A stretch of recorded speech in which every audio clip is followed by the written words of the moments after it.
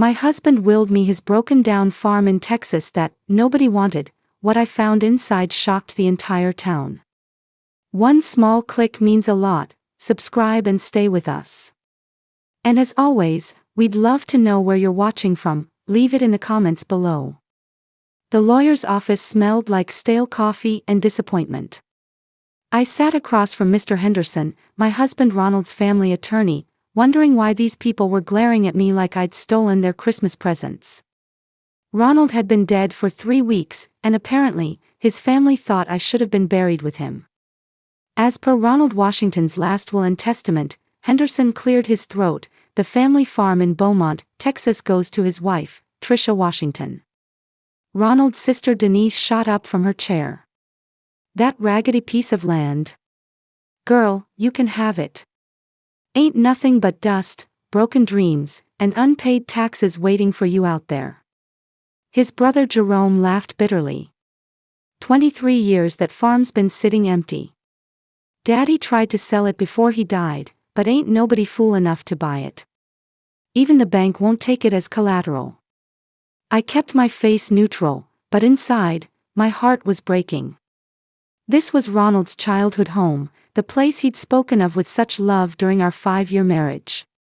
He'd always said we'd visit together someday, maybe even move there when he retired from the oil rigs. The property comes with significant debt, Henderson continued, sliding papers across his mahogany desk. Approximately $47,000 in back taxes, plus maintenance liens. Denise smirked. Congratulations, Tricia. You just inherited a financial nightmare. But something in Ronald's cousin Beverly's eyes caught my attention. She sat quietly in the corner, fidgeting with her purse strap, avoiding eye contact. When our gazes finally met, she looked away quickly, but not before I saw something that looked suspiciously like guilt. After the reading, Beverly approached me in the parking lot. Her designer heels clicked nervously against the asphalt as she glanced around like she expected someone to jump out from behind the cars. Tricia, honey, I need to tell you something, she whispered, gripping my arm. About that farm. What about it? She looked over her shoulder again. Ronald came to see me 2 months before he died. He was acting strange, paranoid even. Said he'd been doing research on the family property, digging through old records. My stomach tightened. Ronald had been secretive those last few months, making phone calls at odd hours, disappearing on weekends with vague explanations about handling business. He told me if anything ever happened to him, I should tell you to look in the old storm cellar behind the house.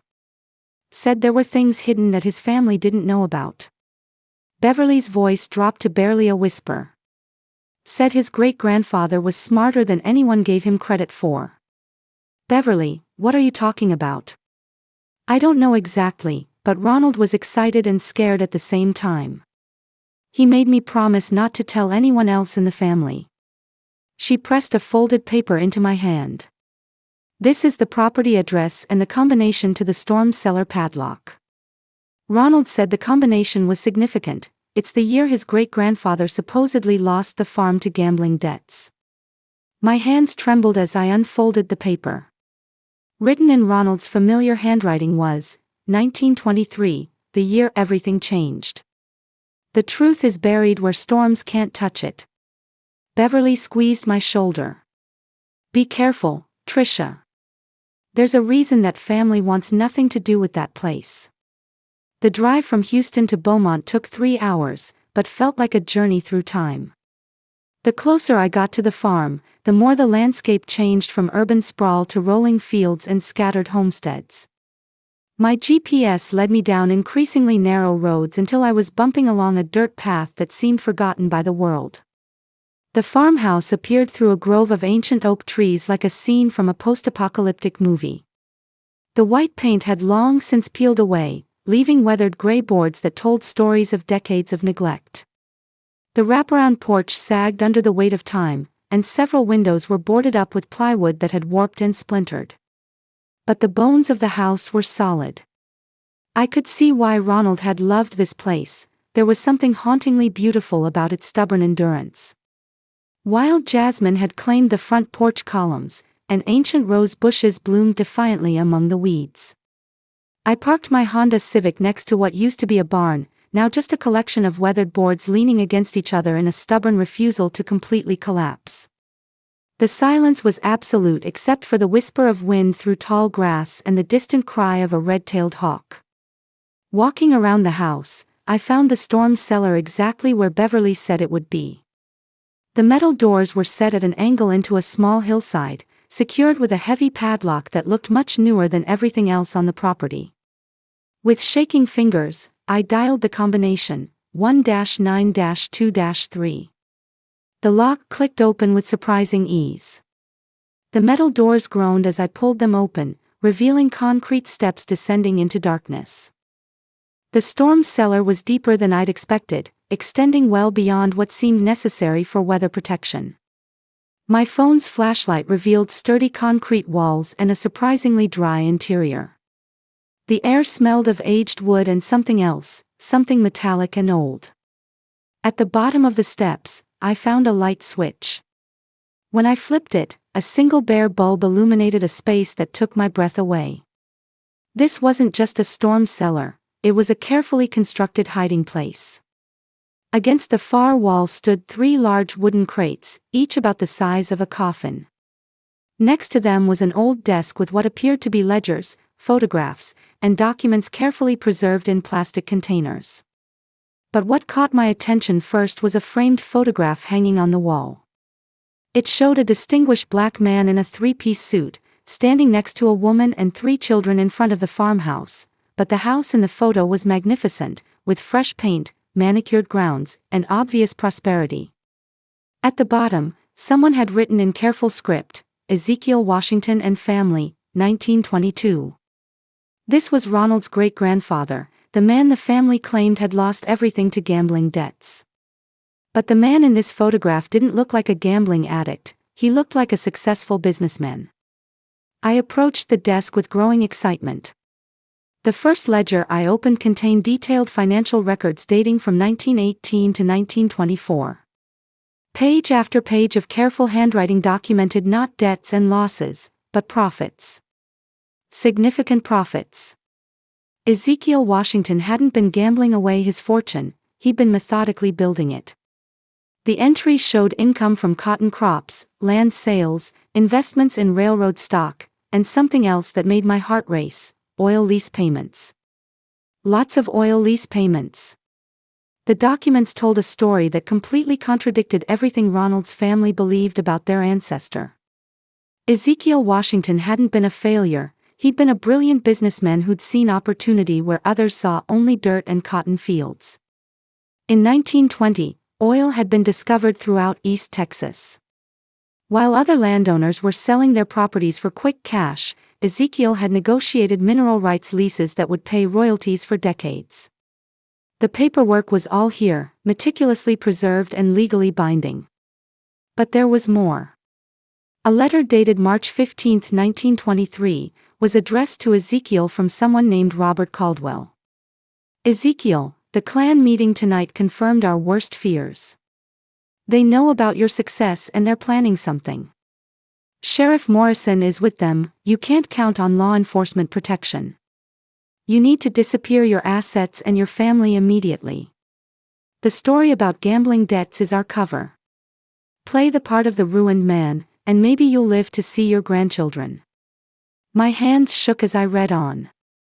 Robert Caldwell was apparently a white landowner who'd been secretly working with Ezekiel, helping him navigate the dangerous reality of being a successful black businessman in 1920s Texas. The letter continued. I've arranged for the mineral rights documentation to be hidden in the place we discussed. The lease payments will continue to be deposited in the Houston bank under the trust we established. Your family may not understand now, but someday they'll thank you for sacrificing your reputation to save their lives. I sat back in the metal folding chair, my mind reeling. Ezekiel hadn't lost the farm to gambling, he'd pretended to lose it to protect his family from a racist mob that couldn't tolerate a black man's success. The second crate contained more documents that painted an even clearer picture. Bank statements from First National Bank of Houston showed regular deposits into an account under the Washington Family Trust, deposits that had continued for decades, accumulating interest and growing into a substantial sum. The most recent statement, dated just 6 months ago, showed a balance that made me gasp out loud, $2.3 million. But Ronald had died broke. We'd struggled to pay his medical bills, had taken out loans against our house in Houston.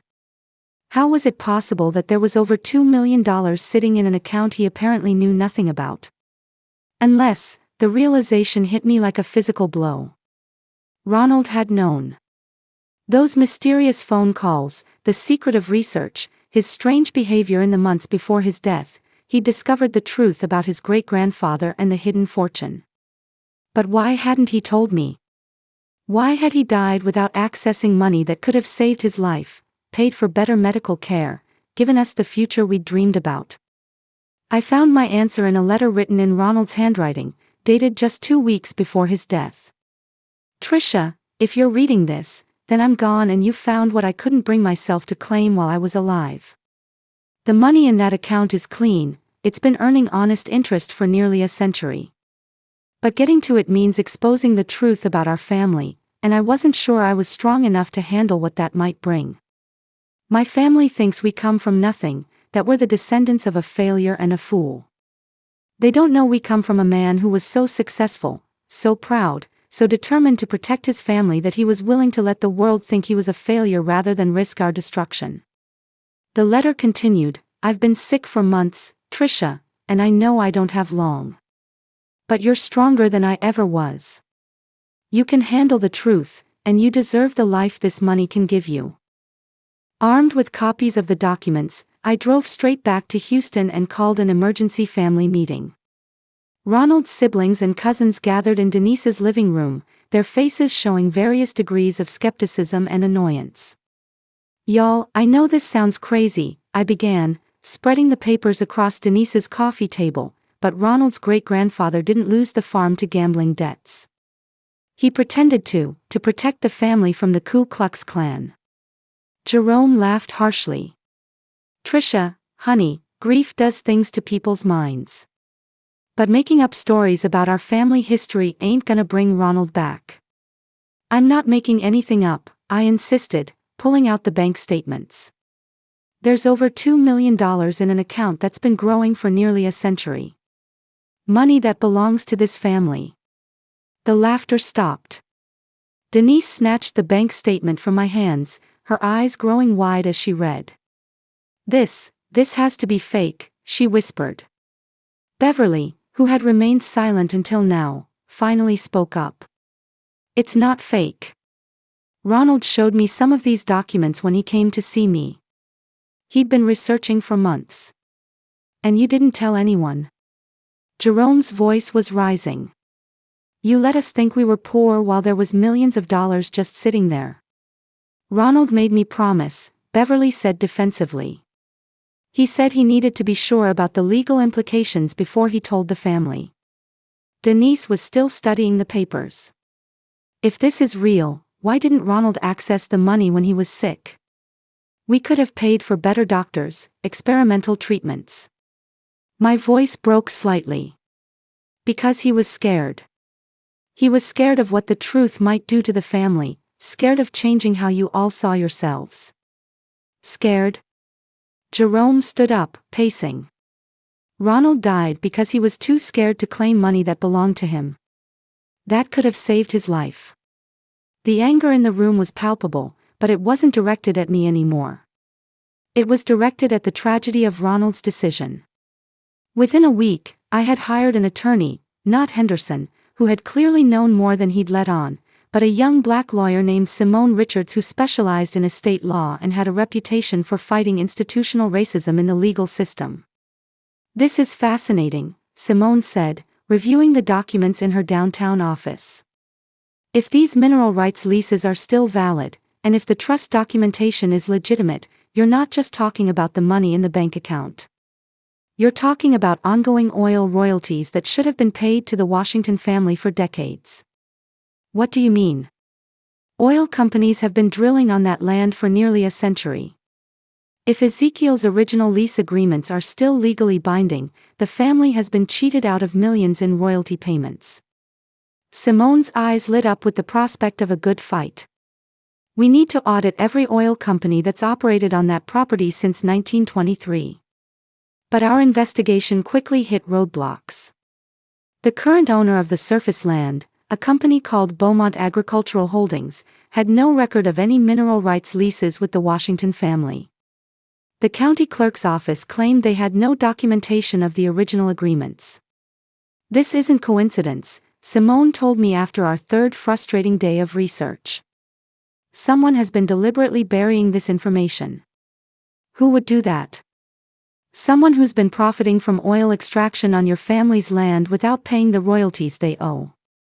She leaned back in her chair.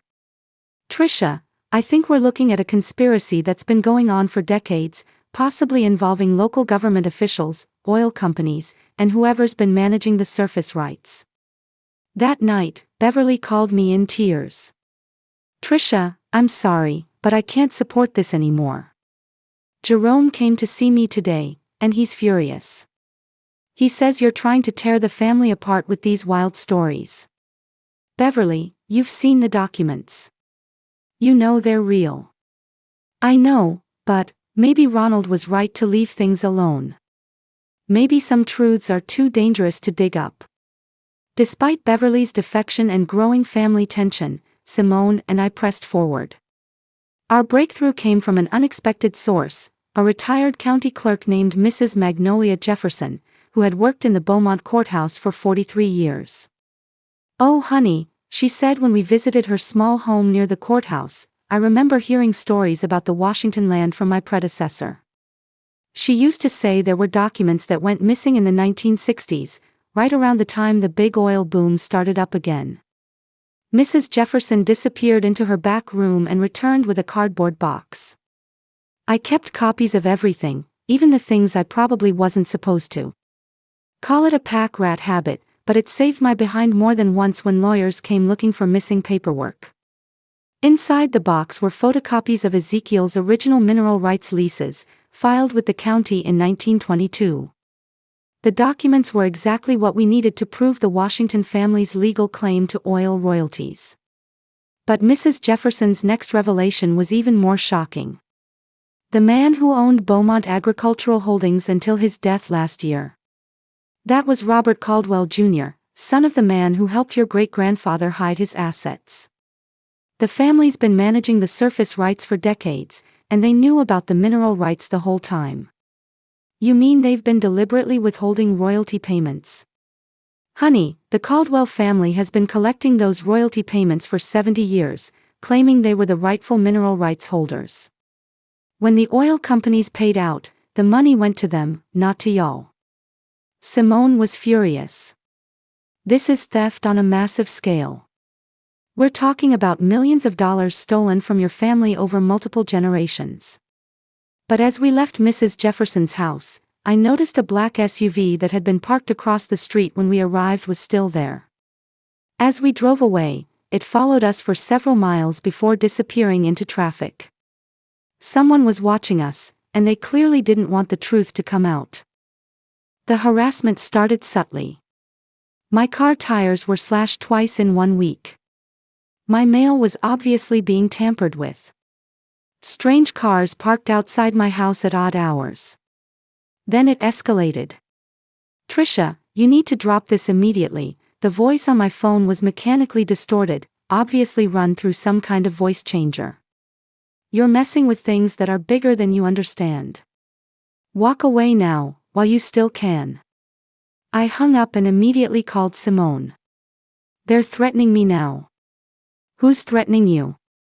I don't know, but someone really doesn't want us to pursue this case. I was trying to stay calm, but my hands were shaking. Simone, what if Beverly was right? What if some truths are too dangerous? Trisha, listen to me. The fact that someone is trying to scare you off proves we're onto something big. They're afraid because they know we can win this. But that night, someone threw a brick through my living room window. Attached to it was a note, drop the case or you'll end up like your husband, dead before your time." I called the police, but the officer who responded seemed more interested in suggesting I might have thrown the brick myself for insurance money than in investigating the threat. When I mentioned the oil rights case, his whole demeanor changed. "Ma'am, you might want to consider that stirring up old business can sometimes bring more trouble than it's worth," he said, closing his notepad without writing anything down. "Sometimes it's better to let sleeping dogs lie." After he left, I sat in my living room staring at the boarded-up window and realized that Ronald's family wasn't the only one who wanted this case to disappear.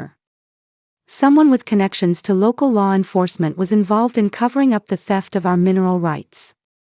I was in more danger than I'd realized. Despite the threats, Simone filed our lawsuit against Beaumont Agricultural Holdings and 3 major oil companies. The day after the filing, Robert Caldwell III, the current owner of the company, requested a private meeting. We met in Simone's office, and Robert Caldwell III was nothing like I'd expected. A man in his 50s with prematurely gray hair and tired eyes, he looked like someone carrying the weight of generational guilt. "Ms. Washington," he began, "I want you to know that I've been expecting this day for my entire adult life." "Expecting what day?" "The day someone from the Washington family would come looking for what was rightfully theirs." He pulled a thick folder from his briefcase. "My grandfather told my father the truth before he died, and my father told me. We've been living with the knowledge of what our family did to yours." Simone leaned forward. "What exactly did your family do?" Robert took a deep breath. In 1963, when the big oil companies started expanding operations in East Texas, they came to us asking about mineral rights on the Washington property. My grandfather could have told them the truth, that the mineral rights belonged to Ezekiel Washington's heirs. Instead, he produced forged documents claiming the rights had been transferred to our family as payment for gambling debts. "So you've been stealing oil royalties for 60 years. "My family has, yes. And I've been trying to figure out how to make it right without destroying my own family in the process." Robert opened the folder. "These are accounting records showing every royalty payment we've received since 1963. The total amount, with compound interest, is $14.7 million. The number hit me like a physical blow. Nearly $15 million had been stolen from Ronald's family over the decades." "Why are you telling us this now?" Simone asked suspiciously. "Because I have children, Ms. Richards. And I can't pass this burden on to them. The guilt has been eating my family alive for 3 generations." Robert Caldwell III's confession broke the case wide open. Faced with documented proof of decades of fraud, the oil companies quickly agreed to settle rather than face criminal charges. The total settlement, including back royalties, interest, and punitive damages, came to $23.8 million. But the victory came with a price I hadn't anticipated. Ronald's family was torn apart by the revelation and the money. "You've ruined everything," Denise screamed at me during a family meeting to discuss distribution of the settlement. "We were a family before you started digging up the past. Now look at us." Jerome was equally angry, but for different reasons. Ronald could have accessed this money and saved his own life, but he chose to keep it secret. How are we supposed to live with that knowledge? Only Beverly seemed to understand the weight of what we'd uncovered. "Ronald was trying to protect us," she said quietly. "He knew that this much money would change everything, and he wasn't sure we were ready for that change." The legal battle had taken 8 months, but the family battle was ongoing. Some relatives wanted to split the money equally. Others argued that I deserved the largest share since I'd fought for the truth. Still others wanted to give most of it away, claiming that oil money was tainted by environmental damage and exploitation.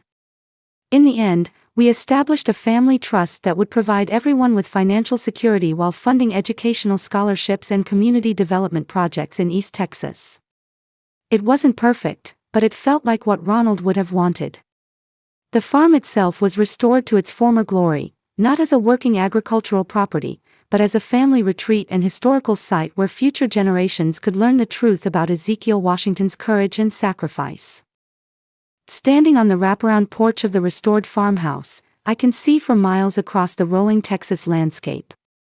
The house looks much like it did in that 1922 photograph, with fresh white paint, manicured grounds, and the quiet dignity of a home that has weathered many storms. Ronald has been gone for 2 years now, but I feel his presence here. I think he would be proud of what we accomplished, even if the journey nearly destroyed the family he was trying to protect. The oil wells are still pumping, but now the royalty checks go where they always should have, to Ezekiel Washington's descendants. The money has allowed Jerome to start his own construction business, funded Denise's daughter's medical school education, and gave Beverly the security to retire with dignity. As for me, I've used my portion to establish the Ezekiel Washington Foundation, which helps families research their genealogy and reclaim stolen inheritances. We've already helped 12 families recover property and assets that were taken through fraud, intimidation, or legal manipulation. The threat stopped after Robert Caldwell III's confession exposed the conspiracy. Several local officials were quietly forced to resign, and the FBI investigation into corruption in the oil industry is ongoing. Sometimes people ask me if I regret opening this Pandora's box, if I wish I'd heeded Ronald's caution and left the truth buried. The answer is always no. Ezekiel Washington sacrificed his reputation to save his family's lives. Ronald sacrificed his life because he was afraid of the truth. But hiding from the truth doesn't make it go away, it just allows injustice to continue. I learned that some battles are worth fighting, even when the cost is high. Some truths are worth telling, even when they're dangerous. And some legacies are worth claiming, even when they threaten to tear apart everything you thought you knew about yourself. The farm Ronald willed me wasn't broken down at all. It was just waiting for someone brave enough to dig beneath the surface and discover what had always been there, a foundation strong enough to build a better future on.